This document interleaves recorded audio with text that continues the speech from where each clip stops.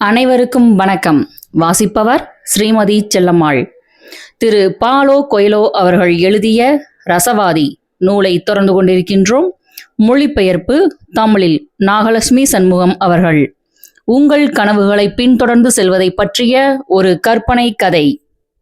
Santiago தன்னுடைய பையை திறந்து தன்னிடம் என்ன எஞ்சி இருந்தது என்று பார்த்தான். தான் பயணித்து வந்திருந்த கப்பலில் தான் சாப்பிட்ட சாண்ட்விச்சில் சிறிதளவு மீதமிருக்கக்கூடும் என்று அவன் நினைத்தான். ஆனால் ஒரு கனமான புத்தகத்தையும் தன்னுடைய மேலங்கியையும் அந்த முதியவர் கொடுத்திருந்த 2 கற்களையும் மட்டுமே அவன் கண்டான். அவன் அக்கற்களை பார்த்தபோது இனம் புரியாத ஏதோ ஒரு காரணத்தால் அவன் சற்று நிம்மதி அடைந்தான். 6 செம்மறி ஆடுகளை கொடுத்து ஒரு தங்க மார்பு கவசத்திலிருந்து எடுக்கப்பட்டிருந்த விலை உயர்ந்த 2 கற்களை அவன் பெற்றிருந்தான். இந்த கற்களை விற்றுவிட்டு அதிலிருந்து கிடைக்கும் பணத்தில் ஊருக்கு திரும்பி செல்வதற்கான பயணச்சீட்டை வாங்கிக் கொள்ளலாம். ஆனால் இம்முறை நான் எச்சரிக்கையாக இருப்பேன் என்று தனக்குத்தானே கூறிக்கொண்ட சாண்டியாகோ அந்த 2 கற்களையும் தன்னுடைய பையிலிருந்து வெளியே எடுத்து தன்னுடைய பாக்கெட்டிற்குள் போட்டுக்கொண்டான். இது ஒரு துறைமுக நகரம். துறைமுக நகரங்களில் திருடர்கள் நிரம்பி இருப்பார்கள் என்பதுதான் அவனுடைய நண்பன் அவனிடம் கூறியிருந்த ஒரே உண்மையான விஷயமாகும். அந்த மது விடுதியின் உரிமையாளர் ஏன் அவ்வளவு கோபப்பட்டார் என்பது இப்போது அவனுக்கு புரிந்தது. அந்த இளைஞனை நம்ப வேண்டாம் என்று தன்னிடம் கூற அவர் முயற்சித்தார் என்பதை இப்போது அவன் உணர்ந்தான். நானும் மற்ற எல்லோரையும் போலவே உள்ளது உள்ளபடி உலகத்தை பார்ப்பதற்கு பதிலாக அது எப்படி இருக்க வேண்டும் என்று நான் விரும்புகிறேனோ அதை அப்படி பார்க்கிறேன் என்று அவன் நினைத்தான். அவன் தன் பாக்கெட்டிற்குள் இருந்த கற்களை தன்னுடைய விரல்களால் மெதுவாக தடவி அவற்றின் வெப்பத்தையும் மேல் பரப்பையும் உணர்ந்தான். அவைதான் அவனுடைய புதையல். வெறுமனே அவற்றை தொட்டு வருடியது கூட அவனுக்கு நிம்மதியை கொடுத்தது. அவை அந்த முதியவரை அவனுக்கு நினைவூட்டின. நீ ஒன்றை ஆழமாக விரும்பும்போது நீ அதை அடைவதற்கு இந்த ஒட்டுமொத்த பிரபஞ்சமும் எப்போதும் உனக்கு சாதகமாக காய்களை நகர்த்தும் என்று அந்த முதியவர் கூறியிருந்தார். அதிலிருந்த உண்மையை புரிந்து கொள்ள சாண்டியாகோ முயற்சித்தான். அவன் இப்போது ஒரு காலியான சந்தைக்கூடத்தில் நின்று கொண்டிருந்தான். அவன் கையில் சல்லி காசு கூட இல்லை. இரவு நெடுகிலும் பாதுகாப்பதற்கு ஒரு செம்மறியாடு கூட அவனிடம் இல்லை. ஆனால் அவனுடைய கடந்த காலத்தை அறிந்திருந்த ஓர் அரசரை அவன் சந்தித்திருந்தான் என்பதற்கான சாட்சியங்களாக அந்த கற்கள் இருந்தன. இவை உரிம் என்றும் தும்மிம் என்றும் அழைக்கப்படுகின்றன. சகுனங்களை நீ புரிந்து கொள்ள இவை உனக்கு உதவும். சாண்டியாகோ அந்த கற்களை மீண்டும் தன்னுடைய பைக்குள் போட்டுக்கொண்டு அவற்றை சோதித்து பார்க்க தீர்மானித்தான். அவற்றிடம் தெளிவான கேள்விகள் கேட்கப்பட வேண்டும் என்று அந்த முதியவர் கூறியிருந்தார். ஆனால் தெளிவான கேள்விகளை கேட்பதற்கு முதலில் தனக்கு என்ன வேண்டும் என்பதை அவன் அறிந்திருக்க வேண்டும். எனவே அந்த முதியவரின் ஆசீர்வாதம் இன்னமும் தனக்கு இருந்ததா என்ற கேள்வியை அவன் கேட்டான். பிறகு அவன் அந்த கற்களில் ஒன்றை வெளியே எடுத்தான். ஆமாம் என்பதை உணர்த்திய கல் அது. பிறகு அதை அவன் மீண்டும் தன்னுடைய பைக்குள் போட்டுக்கொண்டான். அடுத்து, நான் என்னுடைய புதையலை கண்டுபிடிப்பேனா என்று கேட்டுவிட்டு ஒரு கல்லை எடுப்பதற்காக அவன் தன்னுடைய பையை துளாவிய போது அதிலிருந்த ஓர் ஓட்டை வழியாக அவை 2ம் கீழே விழுந்தன. தன்னுடைய பையில் ஓர் ஓட்டை இருந்ததை அவன் அதுவரை ஒருபோதும் கவனித்திருக்கவே இல்லை. அவன் கீழே மண்டியிட்டு அமர்ந்து அவ்விரு கற்களையும் தேடி கண்டுபிடித்தான். ஆனால் அவை அங்கே கீழே கிடந்ததை அவன் பார்த்தபோது அந்த முதியவரின் இன்னோர் அறிவுறுத்தல் அவனுடைய நினைவுக்கு வந்தது. சகுனங்களை கண்டுகொள்ள கற்றுக்கொள், பிறகு அவற்றை பின்தொடர்ந்து செல் என்று அந்த முதிய அரசர் கூறியிருந்தார். சகுனம். சாண்டியாகோ தனக்குள் சிரித்து கொண்டான். கீழே கிடந்த 2 கற்களையும் எடுத்து அவன் தன் பைக்குள் போட்டுக்கொண்டான். தன் பையில் இருந்த ஓட்டையை சரிபடுத்துவதை பற்றி அவன் அக்கறை கொள்ளவில்லை. அந்த கற்கள் தம் விருப்பம் போல எப்போது வேண்டுமானாலும் கீழே விழட்டும் என்று அவன் விட்டுவிட்டான். ஒருவன் தன்னுடைய பிறவி நோக்கத்தை பின்தொடர்வதிலிருந்து விலகி ஓடாமல் இருப்பதற்கு குறிப்பிட்ட சில விஷயங்களை பற்றி அவன் ஒருபோதும் கேள்வி கேட்கக்கூடாது என்பதை சாண்டியாகோ கற்றுக்கொண்டிருந்தான். நான் சுயமாக தீர்மானங்களை மேற்கொள்வேன் என்று எனக்கு நானே வாக்கு கொடுத்துள்ளேன் என்று அவன் தனக்குள் கூறிக்கொண்டான். ஆனால் அந்த முதியவர் இன்னும் அவனுடன் இருந்ததாக அந்த கற்கள் அவனிடம் கூறியிருந்தன. அது அவனுடைய மனதிற்கு நிம்மதியை கொடுத்தது. அந்த காலியான கடைவீதியை அவன் மீண்டும் சுற்றுமுற்றும் பார்த்தபோது தன்னுடைய பரிதவிப்பு வெகுவாக குறைந்திருந்ததை அவன் உணர்ந்தான். இது ஒன்றும் ஒரு வினோதமான இடமல்ல, இது ஒரு புதிய இடம், அவ்வளவுதான் என்று அவன் நினைத்து கொண்டான். புதிய இடங்களை தெரிந்து கொள்ளத்தானே நான் எப்போதும் விரும்பி வந்திருந்தேன். என்னால் ஒருபோதும் பிரமிடுகளுக்கு போக முடியாவிட்டாலும் கூட எனக்கு தெரிந்த அனைத்து இடையர்களையும் விட நான் ஏற்கனவே வெகு தூரம் பயணித்து விட்டேன். தாங்கள் இருக்கும் இடத்திலிருந்து கப்பலில் 2 மணி நேர பயண தூரத்தில் இருக்கின்ற ஓர் இடத்தில் விஷயங்கள் எவ்வளவு வித்தியாசமாக இருக்கின்றன என்பதை மட்டும் அவர்களால் காண முடிந்தாள் என்று அவன் நினைத்தான். ஒரு காலியான சந்தைக்கூடம்தான் இக்கணத்தில் அவனுடைய புதிய உலகமாக இருந்தாலும் கூட அதில் வியாபாரம் மும்முரமாக நடைபெற்று துடிப்போடு இருந்ததை அவன் ஏற்கனவே பார்த்திருந்தான். அதை அவன் ஒருபோதும் மறக்க மாட்டான். அவனுக்கு அந்த வாளும் நினைவுக்கு வந்தது. அதை பற்றி நினைப்பது அவனுக்கு லேசான வருத்தத்தை ஏற்படுத்தியது. ஆனால் அது போன்ற ஒன்றை அவன் அதற்கு முன்பு ஒருபோதும் பார்த்திருக்கவில்லை.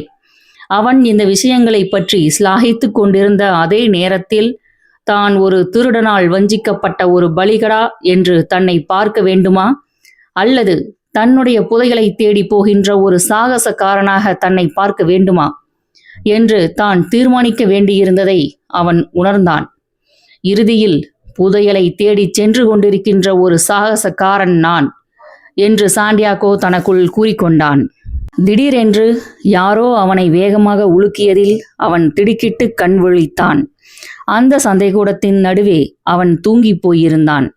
இப்போது கடைவீதி மீண்டும் உயிர் பெற தொடங்க இருந்தது. அவன் சுற்றுமுற்றும் பார்த்துவிட்டு தன்னுடைய செம்மறியாடுகளை தேடினான். ஆனால் தான் ஒரு புதிய உலகில் இருந்ததை அவன் உணர்ந்தான். அதற்காக வருத்தப்படுவதற்கு பதிலாக அவன் மகிழ்ச்சி அடைந்தான். அவன் இனியும் அந்த செம்மறியாடுகளுக்காக தீவனத்தையும் தண்ணீரையும் தேடிப்போக வேண்டியிருக்கவில்லை. மாறாக அவனால் தன்னுடைய புதையலை தேடிச் செல்ல முடியும். அவனிடம் சல்லி காசு கூட இல்லை. ஆனால் அவனிடம் கடவுள் நம்பிக்கை இருந்தது. புத்தகங்களில் தான் எந்த சாகசக்காரர்களை பற்றி படித்தும் பிரமித்தும் இருந்தோமோ அவர்களைப் போல தானும் ஒரு சாகசக்காரனாக ஆக இருந்ததாக முந்தைய இரவின் போது அவன் தீர்மானித்திருந்தான். அவன் அந்த சந்தையின் ஊடாக மெதுவாக நடந்தான். வியாபாரிகள் தங்களுடைய தற்காலிக கடைகளை கட்டியமைத்து விற்பனை பொருட்களை அடுக்கிக் கொண்டிருந்தனர். மிட்டாய்களை விற்ற ஒரு வியாபாரி தன்னுடைய கடையை கட்டியமைப்பதற்கு சாண்டியாகோ உதவினான். அவர் அதை கண்டு புன்னகைத்தார். ஒரு வியாபாரியாக தன்னுடைய வாழ்க்கை எப்படிப்பட்டது என்பதை அறிந்திருந்த அவர் அன்றைய நாளின் வேலைகளை துவக்க தயாரானார். இந்த வியாபாரியின் புன்னகைதான் சந்தித்திருந்த அந்த மர்மமான முதிய அரசரை சாண்டியாகோவுக்கு நினைவுபடுத்தியது. இந்த மிட்டாய் வியாபாரி பல இடங்களுக்கு பயணிப்பதற்காகவோ அல்லது ஒரு கடை உரிமையாளரின் மகளை திருமணம் செய்து கொள்வதற்காகவோ மிட்டாய் தயாரித்து விற்று கொண்டிருக்கவில்லை. மாறாக மிட்டாய்களை தயாரிப்பது அவருக்கு பிடித்திருப்பதால் அவர் அதை செய்து கொண்டிருக்கிறார் என்று சாண்டியாகோ நினைத்தான். அந்த முதிய அரசர் செய்திருந்த ஒரு காரியத்தை தன்னாலும் செய்ய முடியும் என்பதை அவன் உணர்ந்தான். அதாவது ஒருவர் தன்னுடைய கனவை மெய்யாக்கும் தூரத்தில் இருந்தாரா அல்லது அதிலிருந்து வெகு தூரம் தள்ளி இருந்தாரா என்பதை வெறுமனே அவரை பார்ப்பதன் மூலம் தன்னால் கண்டறிய முடியும் என்பது அவனுக்கு தெளிவாகியது. அந்த காரியம் சுலபமானதாக இருந்தும் கூட தான் ஏன் அதை இதற்கு முன்பு ஒருபோதும் முயற்சிக்கவில்லை என்று அவன் யோசித்தான். அந்த மிட்டாய்க்காரர் தன்னுடைய கடையை கட்டியமைத்து முடித்தபோது அன்றைய தினம் தான் தயாரித்திருந்த முதல் இனிப்பை அவர் சாண்டியாகோவுக்கு கொடுத்தார். அவன் அவருக்கு நன்றி கூறிவிட்டு அந்த இனிப்பை சாப்பிட்டுவிட்டு அங்கிருந்து புறப்பட்டு சென்றான். அவன் சிறிது தூரம் நடந்து சென்றிருந்த நிலையில் தானும் அந்த மிட்டாய்க்காரரும் அவருடைய கடையை கட்டியமைத்து கொண்டிருந்த போது அவர் அரபு மொழியில் பேசியிருந்ததையும் தான் ஸ்பானிய மொழியில் பேசியிருந்ததையும் அவன் உணர்ந்தான். ஆனாலும் இருவரும் ஒருவரை ஒருவர் கச்சிதமாக புரிந்து கொண்டிருந்தனர். வார்த்தைகளை சாராத ஒரு மொழி இருக்கத்தான் செய்கிறது. என்னுடைய செம்மறியாடுகளுடன் ஏற்கனவே அந்த அனுபவம் எனக்கு கிடைத்துள்ளது. இப்போது மக்களுடன் அது நிகழ்ந்து கொண்டிருக்கிறது என்று சாண்டியாகோ நினைத்தான். அவன் ஏராளமான புதிய விஷயங்களை கற்றுக்கொண்டிருந்தான். அவற்றில் சிலவற்றை அவன் ஏற்கனவே அனுபவித்து இருந்ததால் அவற்றை உண்மையில் புதிய விஷயங்களாக கருத முடியாது. அவற்றை பற்றி முன்பு ஒருபோதும் அவன் யோசித்திருக்கவில்லை. அவ்வளவுதான். அவன் அவற்றை பற்றி யோசித்து இருக்காததற்கு காரணம் அவன் ஏற்கனவே அவற்றிற்கு பழக்கப்பட்டு போயிருந்தான் என்பதுதான். வார்த்தைகள் இல்லாத இந்த மொழியை புரிந்து கொள்ள என்னால் கற்றுக்கொள்ள முடியும் என்றால், உலகத்தை புரிந்து கொள்ளவும் என்னால் கற்றுக்கொள்ள முடியும் என்ற உணர்தல் அவனுக்கு ஏற்பட்டது. ஆசுவாசமாகவும் அவசரமின்றியும் இருந்த அவன் டேஞ்சியரின் குறுகலான தெருக்கள் வழியாக நடந்து செல்வதென்று உறுதி பூண்டான். அப்படி நடந்து சென்றால்தான் சகுனங்களை தன்னால் புரிந்து கொள்ள முடியும் என்று அவன் நினைத்தான். இதற்கு ஏராளமான பொறுமை தேவை என்பதையும் அவன் அறிந்திருந்தான். ஆனால் இடையர்களுக்கு பொறுமை ஒன்றும் அந்நியமானது அல்லவே. தான் தன்னுடைய செம்மறியாடுகளுடன் கற்றுக்கொண்டிருந்த அதே படிப்பினைகளை இந்த வினோதமான நகரத்தில் தான் செயல்படுத்தி கொண்டிருந்ததை அவன் மீண்டும் உணர்ந்தான். படிக கண்ணாடியால் ஆன பொருட்களை விற்பனை செய்த அந்த முதிய வியாபாரி அதிகாலையிலேயே கண் விழித்து விட்டார். தினமும் காலையில் தனக்கு ஏற்பட்ட அதே கவலையை இன்றும் அவர் உணர்ந்தார். கடந்த 30 ஆண்டுகளாக அவர் ஒரே இடத்தில் இருந்து வந்திருந்தார். ஒரு சிறிய குன்றின் மீது இருந்த ஒரு தெருவில் இருந்த ஒரு கடைதான் அவருடையது. வெகு சில வாடிக்கையாளர்கள் மட்டுமே அவ்வழியே சென்றனர். எதையும் மாற்றுவதற்கு இப்போது மிகவும் தாமதமாகி இருந்தது. படிக கண்ணாடியால் ஆன பொருட்களை எப்படி வாங்கி விற்பது என்பதை மட்டுமே அவர் கற்றிருந்தார். ஒரு காலத்தில் அராபிய வியாபாரிகள், பிரெஞ்சு மற்றும் ஆங்கிலேய நிலவியலாளர்கள், ஜெர்மானிய படை வீரர்கள் போன்ற பலர் அவருடைய கடையை பற்றி அறிந்திருந்தனர். அந்த காலகட்டத்தில் படிக பொருட்களை விற்பது அற்புதமானதாக இருந்து வந்திருந்தது. தான் முதுமை எய்தும் போது தான் ஒரு மிகப்பெரிய பணக்காரனாக ஆகியிருப்போம் என்றும் அழகான பெண்கள் தனக்கு வாய்ப்பர் என்றும் அந்த படிக வியாபாரி நினைத்திருந்தார். ஆனால் காலம் செல்ல செல்ல டேஞ்சியர் நகரம் வெகுவாக மாறிப்போனது. அருகில் இருந்த செயுட்டா நகரம் டேஞ்சியரை விட அதிக வேகமாக வளர்ந்திருந்தது. எனவே டேஞ்சியர் நகரில் வியாபாரம் மிகவும் அடிவாங்கி இருந்தது. அந்த படிக பொருட்கள் கடைக்கு அருகே இருந்த மற்ற கடையினர் அனைவரும் வேறு இடங்களுக்கு தங்கள் கடைகளை மாற்றிக்கொண்டு போய்விட்டனர். அந்த குன்றின் மீது ஒரு சில கடைகளே எஞ்சியிருந்தன. ஒரு சில சிறிய கடைகளுக்கு வந்து அங்கிருந்த பொருட்களை பார்வையிடுவதற்காக அந்த மேட்டின் மீது கஷ்டப்பட்டு ஏறி வர பெரும்பாலானோர் தயாராக இருக்கவில்லை. ஆனால் அந்த படிக கடைக்காரருக்கு வேறு வழி இருக்கவில்லை. படிக பொருட்களை வாங்குவதிலும் விற்பதிலும் அவர் தன்னுடைய வாழ்வின் 30 ஆண்டுகளை செலவிட்டிருந்தார். இப்போது வேறு ஏதேனும் செய்வதற்கு காலம் வெகுவாக கடந்துவிட்டிருந்தது. தன்னுடைய கடை இருந்த தெருவின் வழியாக எப்போதேனும் வந்து சென்ற ஒரு சிலரை பார்த்தபடி அன்றைய காலை நேரம் முழுவதையும் அவர் கழித்தார். இதை பல ஆண்டுகளாக அவர் செய்து வந்திருந்ததால் அவ்வழியே சென்ற ஒவ்வொருவரும் எத்தனை மணிக்கு என்னென்ன செய்வர் என்பதை அவர் துல்லியமாக அறிந்து வைத்திருந்தார். ஆனால் இன்று மதிய உணவுக்கான நேரம் வருவதற்கு சற்று முன்பாக சாண்டியாகோ அந்த கடையின் வாசலில் வந்து நின்றான். அவன் இயல்பாக ஆடை அணிந்திருந்தான். ஆனால் செலவழிக்க அவனிடம் பணம் எதுவும் இல்லை என்பதை அனுபவம் வாய்ந்த அந்த வியாபாரியின் கண்கள் கண்டுபிடித்து விட்டன. இருந்தாலும் சாண்டியாகோ அங்கிருந்து போகும் வரை தன்னுடைய மதிய உணவை சிறிது நேரம் தள்ளி போடுவது என்று அந்த வியாபாரி தீர்மானித்தார். அவருடைய கடையில் பல்வேறு மொழிகள் பேசப்பட்டன என்பதை வாசலில் தொங்கிக் கொண்டிருந்த ஓர் அட்டை அறிவித்தது. அக்கடையின் கல்லாவுக்கு பின்னால் ஓர் உருவம் தோன்றியதை சாண்டியாகோ கண்டான். நீங்கள் விரும்பினால் இந்த சன்னலில் அடுக்கி வைக்கப்பட்டிருக்கும் கண்ணாடி பொருட்களை நான் சுத்தப்படுத்தி கொடுக்கிறேன். அவை இப்போது தோன்றும் விதத்தை பார்த்தால் யாரும் அவற்றை வாங்க விரும்பப் போவதில்லை என்று சாண்டியாகோ கூறினான். ஆனால் அந்த வியாபாரி அதற்கு பதிலேதும் கூறாமல் வெறுமனே அவனை பார்த்தார். பதிலுக்கு நான் சாப்பிட நீங்கள் ஏதேனும் கொடுத்தால் போதும். இப்போதும் அவர் எதுவும் கூறாமல் இருந்தார். எனவே தான் ஒரு தீர்மானம் எடுத்தே ஆக வேண்டும் என்பதை சாண்டியாகோ உணர்ந்தான். அவனுடைய பையில் அவனுடைய மேலங்கி மட்டுமே இருந்தது. பாலைவனத்தில் அது தனக்கு நிச்சயமாக தேவைப்பட போவதில்லை என்று நினைத்த அவன் அதை வெளியே எடுத்து அந்த கண்ணாடி பொருட்களை துடைக்கத் தொடங்கினான். அரை மணி நேரத்தில் அந்த சன்னலில் இருந்த எல்லா கண்ணாடி பொருட்களையும் அவன் சுத்தமாக துடைத்து முடித்திருந்தான். பிறகு அவன் மற்ற பொருட்களை துடைத்து கொண்டிருந்த போது அந்த கடைக்குள் நுழைந்த 2 வாடிக்கையாளர்கள் அங்கிருந்து சில படிகப் பொருட்களை வாங்கி சென்றனர். சாண்டியாகோ அங்கிருந்த எல்லா கண்ணாடி பொருட்களையும் துடைத்து முடித்த பிறகு சாப்பிட ஏதேனும் தரும்படி அந்த வியாபாரியிடம் கேட்டான். என்னோடு வா, நாம் வெளியே போய் உணவருந்தலாம் என்று அந்த படிக வியாபாரி கூறினார். தான் வெளியே போயிருந்ததை அறிவித்த ஓர் அறிவிப்பை அவர் தன்னுடைய கடையின் வாசல் கதவில் தொங்கவிட்டார். பிறகு அவர்கள் இருவரும் அருகில் இருந்த ஓர் உணவகத்திற்கு சென்றனர். அங்கிருந்த ஒரே மேசை அருகே அவர்கள் உட்கார்ந்த பிறகு அந்த படிக வியாபாரி மென்மையாக சிரித்தார். அவர் சாண்டியாகோவை பார்த்து, நீ எந்த பொருளையும் சுத்தப்படுத்தி இருக்க வேண்டியது இல்லை.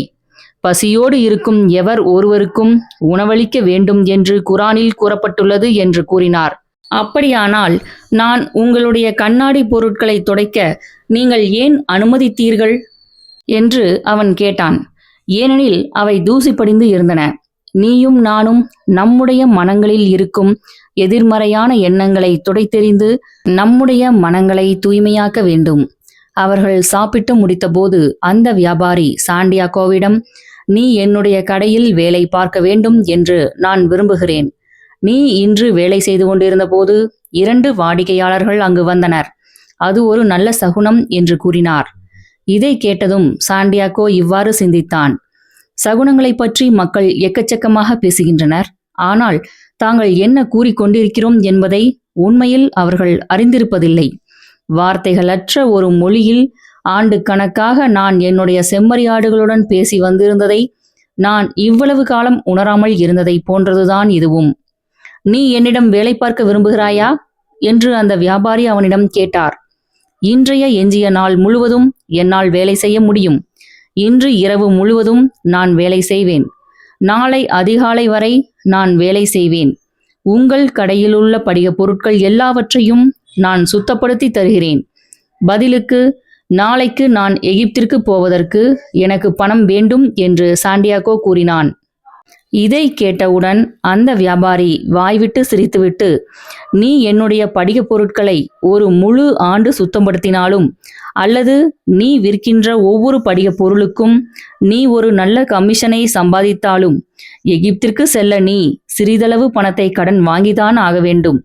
இந்த நகரத்திற்கும் எகிப்திற்கும் இடையே ஆயிரக்கணக்கான கிலோமீட்டர் தூரத்திற்கு பாலைவனம் இருக்கிறது என்று கூறினார். பிறகு அங்கு ஓர் ஆழமான மௌனம் நிலவியது. அந்த ஒட்டுமொத்த நகரமும் தூங்கியிருந்தது போன்ற ஓர் அமைதி அது. கடை வீதிகளில் இருந்து எந்த சத்தமும் வரவில்லை. வியாபாரிகளிடையே வாக்குவாதங்கள் எதுவும் நிகழவில்லை. யாரும் கோபுரங்கள் மீது ஏறி தொழுகை வாசகங்களை ஓதவில்லை. அங்கு எந்த நம்பிக்கையும் இருக்கவில்லை. எந்த சாகசமும் இருக்கவில்லை. முதிய அரசர்களோ அல்லது பிறவி நோக்கங்களோ இருக்கவில்லை. புதையல்களும் இருக்கவில்லை. பிரமிடுகளும் இருக்கவில்லை. இந்த ஒட்டுமொத்த உலகமும் அமைதியில் ஆழ்ந்து போயிருந்தது போல தோன்றியது. ஏனெனில் சாண்டியாகோவின் ஆன்மா மௌனமாகி போயிருந்தது. அவன் அந்த உணவகத்தின் கதவின் வழியாக வெறித்து பார்த்தபடி அமர்ந்திருந்தான். தான் இறந்திருந்தால் கூட நன்றாக இருந்திருக்கும். அந்த கணத்திலேயே எல்லாம் முடிந்திருக்கும் என்று அவன் ஏங்கினான். அந்த படிக வியாபாரி சற்று கவலையோடு அவனை பார்த்தார். அன்று காலையில் அவனிடம் தென்பட்ட ஆனந்தம் இப்போது திடீரென்று மாயமாய் மறைந்து போயிருந்ததை அவர் கவனித்தார். நீ உன்னுடைய நாட்டிற்கு திரும்பி போவதற்கு தேவையான பணத்தை நான் உனக்கு தருகிறேன் என்று அவர் கூறினார். ஆனால் சாண்டியாகோ எதுவும் கூறவில்லை. அவன் அங்கிருந்து எழுந்து தன்னுடைய ஆடையை சரி செய்துவிட்டு தன்னுடைய பையை எடுத்துக்கொண்டான். நான் உங்கள் கடையில் வேலை செய்ய தயார் என்று அவன் கூறினான். இன்னொரு நீண்ட மௌனத்திற்கு பிறகு, சில செம்மறியாடுகளை வாங்குவதற்கு எனக்கு பணம் தேவை என்று அவன் கூறினான். முதல் பாகம் முற்றிற்று. 2ஆம் பாகம் தொடர்கிறது. சாண்டியாகோ அந்த படிக வியாபாரியிடம் கிட்டத்தட்ட 1 மாத காலமாக வேலை செய்து வந்திருந்தான். அது தனக்கு மகிழ்ச்சி அளிக்கக்கூடிய வகையான வேலை அல்ல என்பதை அவனால் கண்டுகொள்ள முடிந்தது. அந்த வியாபாரி தினமும் கல்லாவுக்கு பின்னால் நின்று கொண்டு பொருட்கள் உடைந்து விடாதபடி அவற்றை எச்சரிக்கையாக கையாளுமாறு சாண்டியாகோவுக்கு அறிவுறுத்துவதில் தன்னுடைய ஒட்டுமொத்த நாளையும் செலவிட்டார். ஆனாலும் சாண்டியாகோ தொடர்ந்து அந்த வேலையில் நீடித்தான். ஏனெனில் அந்த வயதான வியாபாரி எப்போதும் புலம்பிக் கொண்டே இருந்தாலும் சாண்டியாகோவிடம் நியாயமாக நடந்து கொண்டார். அவன் விற்ற ஒவ்வொரு பொருளுக்கும் உரிய கமிஷன் தொகையை அவர் அவனுக்கு கொடுத்தார். அதில் அவன் ஏற்கனவே சிறிதளவு பணத்தை சேமித்திருந்தான். அன்று காலையில் அவன் ஒரு கணக்கு போட்டு பார்த்திருந்தான். தான் இதுவரை செய்து வந்திருந்ததைப் போல தொடர்ந்து வேலை செய்தால் சில செம்மறி ஆடுகளை வாங்குவதற்கு தனக்கு ஒரு முழு வருடம் தேவைப்படும் என்று அவன் கணக்கிட்டிருந்தான். நம்முடைய படிக பொருட்களை காட்சிப்படுத்துவதற்கு ஓர் அலமாரியை நான் உருவாக்க விரும்புகிறேன். அதை நாம் நம்முடைய கடைக்கு வெளியே வைத்தால் இக்குன்றின் அடிவாரம் வழியாக வந்து போவோரை அது கவர்ந்திழுக்கும் என்று சாண்டியாகோ கூறினான். முன்பு ஒருபோதும் நான் அதை செய்ததில்லை. மக்கள் தற்செயலாக அந்த அலமாரியின் மீது மோதிவிட்டால் அது கீழே விழுந்து அதிலுள்ள பொருட்கள் உடைந்துவிடும் என்று அந்த வியாபாரி பதிலளித்தார். நான் என்னுடைய செம்மறியாடுகளை ஒரு புல்வெளியின் வழியாக மேய்த்து சென்றபோது வழியில் ஏதேனும் ஒரு பாம்பை நாங்கள் எதிர்கொண்டிருந்தால் என்னுடைய சில செம்மறியாடுகள் இறந்து போயிருக்கும். ஆனால் செம்மறியாடுகளின் வாழ்க்கை அப்படிப்பட்டதுதான். இடையர்களின் வாழ்க்கையும் அப்படிப்பட்டதுதான். அப்போது ஒரு வாடிக்கையாளர் அங்கே வந்து தனக்கு 3 படிக குவளைகள் வேண்டும் என்று கேட்டார். அந்த வியாபாரி அவரை கவனிக்க போய்விட்டார். முன்பு எப்போதையும் விட இப்போது விற்பனை அதிக சிறப்பாக நடைபெற்று கொண்டிருந்தது. முன்பொரு காலத்தில் டேஞ்சியர் நகரில் மக்களை கவர்ந்தெழுத்த முக்கியமான இடங்களில் இந்த கடை அமர்ந்திருந்த தெருவும் ஒன்றாக இருந்திருந்தது. அந்த பழைய நாட்கள் இப்போது மீண்டும் திரும்பியிருந்தது போல அந்த வியாபாரிக்கு தோன்றியது. அந்த வாடிக்கையாளர் அங்கிருந்து போன பிறகு அந்த வியாபாரி சாண்டியாகோவை பார்த்து, வியாபாரம் உண்மையிலேயே மேம்பட்டுள்ளது. என்னுடைய நிலைமை சிறப்படைந்து கொண்டிருக்கிறது. விரைவில் நீ உன்னுடைய செம்மறியாடுகளிடம் திரும்பிச் சென்று விடலாம். வாழ்க்கையிடமிருந்து இதைவிட அதிகமாக நீ ஏன் எதிர்பார்க்கிறாய் என்று கேட்டார். சாண்டியாகோ சற்றும் யோசிக்காமல், ஏனெனில் சகுனங்களுக்கு நாம் செயல்விடை அளித்தாக வேண்டும் என்று கூறினான். தான் கூறியிருந்த விஷயம் குறித்து பிறகு அவன் வருந்தினான். ஏனெனில் அந்த வியாபாரி அந்த முதிய அரசரை ஒருபோதும் சந்தித்ததில்லை. இது சாதக கொள்கை அல்லது துவக்க ஆட்டக்காரர்களின் அதிர்ஷ்டம் என்று அழைக்கப்படுகிறது. நீ உன்னுடைய பிறவி நோக்கத்தை நிறைவேற்றியாக வேண்டும் என்று வாழ்க்கை விரும்புகிறது என்று அந்த அரசர் கூறியிருந்தது அவனுக்கு நினைவிருந்தது. ஆனால் சாண்டியாகோ கூறியதை அந்த வியாபாரி புரிந்து கொண்டார்.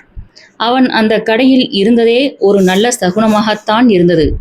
நாட்கள் செல்ல செல்ல அந்த கடையின் கல்லாவில் பணம் கொட்டிக்கொண்டே இருந்ததால் அவனை வேலைக்கு எடுத்திருந்ததை பற்றி அவருக்கு எந்த பின் வருத்தமும் இருக்கவில்லை. ஆனாலும் தான் அவனுக்கு கொடுத்து கொண்டிருந்த பணம் அவனுடைய தகுதிக்கு மீறியதுதான் என்ற எண்ணம் அவருக்கு இருந்தது.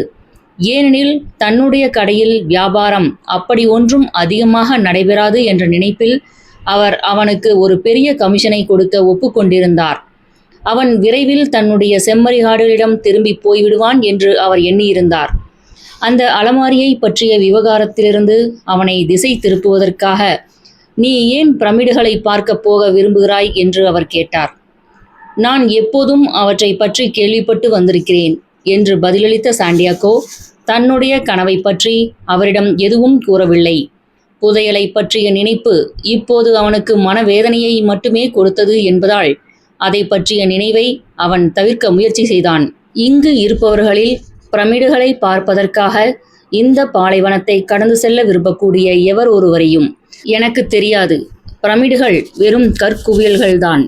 உன்னுடைய வீட்டின் பின்புறத்தில் நீயே ஒரு பிரமிடை கட்டிவிடலாம் என்று அவர் கூறினார். பயணம் பற்றிய கனவுகள் உங்களுக்கு ஒருபோதும் தோன்றியதே இல்லையா என்று அவன் அவரிடம் கேட்டுவிட்டு கடைக்குள் நுழைந்திருந்த ஒரு வாடிக்கையாளரிடம் திரும்பினான். 2 நாட்களுக்கு பிறகு அந்த அலமாரியை பற்றி அந்த வியாபாரி அவனிடம் பேசினார். மாற்றத்தில் எனக்கு அவ்வளவாக ஆர்வமில்லை. நீயும் நானும் அந்த பணக்கார வியாபாரியான ஹசனை போன்றவர்கள் அல்லர். வியாபாரத்திற்கு பொருட்களை வாங்குவதில் அவர் ஏதேனும் ஒரு தவறு செய்தால் அது அவரை அவ்வளவாக பாதிக்காது. ஆனால் நாம் நம்முடைய வாழ்நாள் முழுவதும் நம்முடைய தவறுகளை நினைத்து நொந்து கொண்டிருக்க வேண்டும் என்று அவர் கூறினார். அது உண்மைதான் என்று சாண்டியாகோ வருத்தத்தோடு ஒப்புக்கொண்டான். நம்முடைய பொருட்களை காட்சிப்படுத்த வேண்டும் என்று நீ ஏன் நினைக்கிறாய்? நான் விரைவாக என்னுடைய செம்மறியாடுகளிடம் திரும்பிச் செல்ல விரும்புகிறேன். அதிர்ஷ்டம் நம் பக்கம் இருக்கும்போது அதை நாம் நமக்கு அனுகூலமாக பயன்படுத்தி கொள்ள வேண்டும். அந்த அதிர்ஷ்டம் நமக்கு எந்த அளவிற்கு உதவுகிறதோ அதே அளவிற்கு நாம் அதற்கு உதவ வேண்டும். இது சாதக கொள்கை அல்லது துவக்க ஆட்டக்காரர்களின் அதிர்ஷ்டம் என்று அழைக்கப்படுகிறது. அந்த வியாபாரி ஒரு சில கணங்கள் மௌனமாக இருந்தார். பிறகு, நபிகள் நாயகம் எங்களுக்கு குரானை கொடுத்தார். எங்களுடைய வாழ்நாளில் நாங்கள் நிறைவேற்ற வேண்டிய 5 கடமைகளையும் அவர் எங்களுக்கு விட்டுச் சென்றார். அவற்றில் மிக முக்கியமானது உண்மையான ஒரே ஒரு கடவுள் மட்டுமே இருக்கிறார் என்று நம்புவது, தினமும் 5 முறை தொழுகை செய்வது, ரம்ஜான் மாதத்தின் போது நோன்பு இருப்பது, ஏழைகளுக்கு உதவுவது போன்றவை மற்ற கடமைகள். அவர் இவ்வாறு கூறிவிட்டு சிறிது நேரம் அமைதியாக இருந்தார். நபிகள் நாயகத்தை பற்றி பேசியபோது அவருடைய கண்களில் கண்ணீர் பெருகியது. அந்த வியாபாரி தீவிர கடவுள் நம்பிக்கை கொண்டவராக இருந்தார். அவருக்கு பொறுமை அவ்வளவாக இல்லாமல் இருந்த போதிலும் இஸ்லாமிய சட்டங்களின்படி தன் வாழ்க்கையை வாழ அவர் விரும்பினார். 5வது கடமை என்ன என்று சாண்டியாகோ கேட்டான். பயணம் செய்வதை பற்றி நான் ஒருபோதும் கனவு கண்டதில்லையா என்று 2 நாட்களுக்கு முன்பு நீ என்னை கேட்டாயல்லவா? ஒரு புனித பயணம் மேற்கொள்வது இஸ்லாமியர்களின் 5வது கடமை. எங்கள் வாழ்நாளில் ஒரு முறையாவது புனித நகரமான மெக்காவிற்கு நாங்கள் சென்று வர வேண்டும் என்று அவர் பதிலளித்தார். அவர் மேலும் தொடர்ந்தார். மெக்கா நகரம் பிரமிடுகளை விட அதிக தூரத்தில் இருக்கிறது. நான் சிறுவனாக இருந்தபோது போதுமான பணத்தை சேமித்து இந்த கடையை துவக்க வேண்டும் என்று மட்டுமே நான் விரும்பினேன்.